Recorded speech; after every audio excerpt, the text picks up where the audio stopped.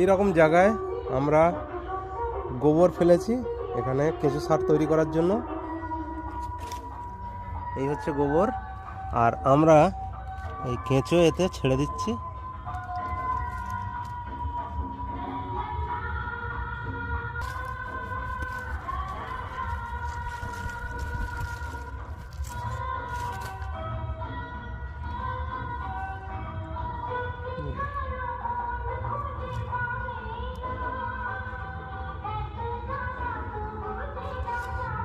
এইভাবে আমরা কেঁচো সার তৈরি করছি।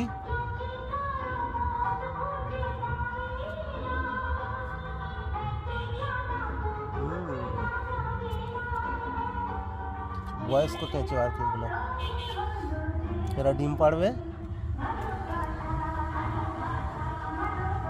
চাপা দিতে হবে।